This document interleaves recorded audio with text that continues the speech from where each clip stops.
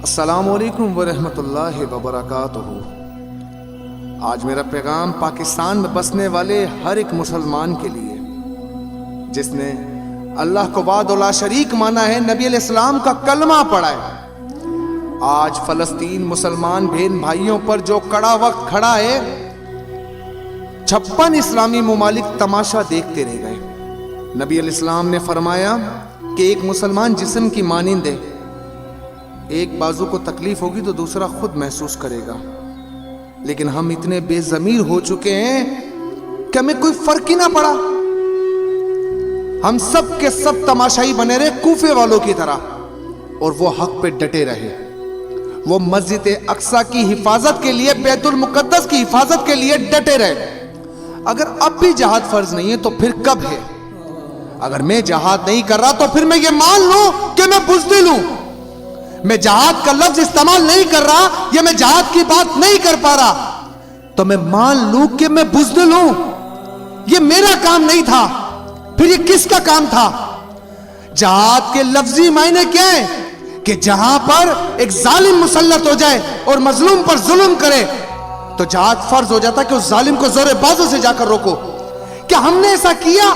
نہیں، ہم سب تماشائی بنے رہے، بلکہ ہم نے تو کہا کہ اسلام امن کا درس دیتا ہے۔ ہاں جی، اسلام امن کا درس دیتا ہے، پھر چاہے میری ماں بہنوں کو کاٹ دو یا ان کے سر تن سے جدا کر دو، اسلام امن کا درس دیتا ہے۔ یہ کیوں نہیں کہتے کہ میں بزدل ہوں؟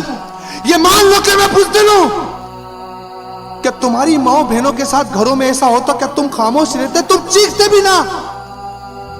لیکن ہاں، اگر ہمیں روکا جا رہا ہے، ہمیں جہاد کے لیے نہیں نکلنے دیا جا رہا، ہمیں اجازت نہیں دی جا رہی، تو ایک عمل تو ہمارے پاس ہے نا جو ہم کر سکتے ہیں۔ ہم ان خبیث کتوں کا بائیکاٹ کر سکتے ہیں کہ ان کی جتنی مصنوعات اسلامی ممالک میں بک رہی ہیں ان تمام چیزوں کو بند کر دیں، کہ کل قبر میں جب رسول اللہ سے ملاقات ہو تو یہ نہ ہو کہ رسول اللہ منہ پھیر لیں کہ تجھ سے تو یہ تک نہ ہو سکا کہ تو ان سے لڑتا، ارے لڑنا تو دور، تو ان کا بائیکاٹ نہ کر سکے کہ ان کی چیزیں خریدنا بند کر دے۔ کیونکہ جب تم ان کی چیزوں کو خریدتے ہو تو اسی پیسے سے، اسی معاشی طاقت سے وہ میرے ماں بہنوں کو قتل عام اسی گولہ بارود سے کرتے، انہی پہ ڈرون مارتے، انہی پہ حملے کرتے۔ تو میرا ایمانی فریضہ کیا ہے؟ میرا ایمانی فریضہ اب یہ بنتا ہے کہ مکمل طور پر ان کی چیزیں بند کر دی جائے۔ میں نے نہیں خریدنا، کیونکہ جب تم میکڈونلڈز کا برگر کھاؤ گے اور اس پہ کیچپ لگاؤ گے تو یاد رکھنا تم نے فلسطینی بچے کا خون کھایا۔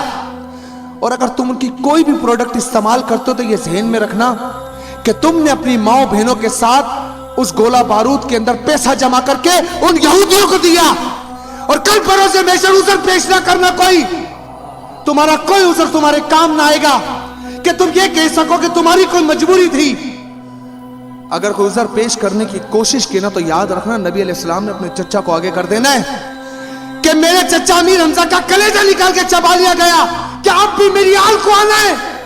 اور اگر تم نے پھر سے کوئی عذر پیش کیا تو یاد رکھنا نبی علیہ السلام نے ننھے اصغر کو پیش کر دینا ہے کہ بچے تو میری آل کے تھے، اس دین اسلام کے لیے وہ قربان ہو گئے، تو تمہارا کوئی عذر کام نہیں آئے گا۔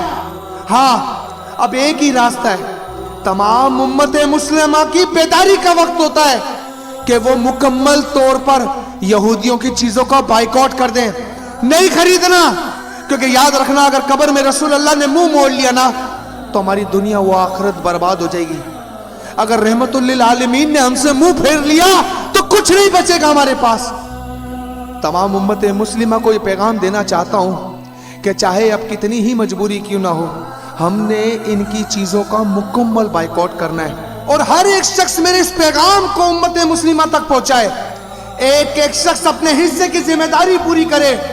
اگر کچھ خریدنے کے لیے دکان پر جاتا ہے تو ندامت کروائے دکان والے کو کہ خوف خدا کرو، کچھ تو شرم کرو، یہ پیسہ قبر میں لے کر جاؤ گے، بند کر دو اسے، بائیکاٹ کرو، مکمل بائیکاٹ کرو ان کی چیزوں کا۔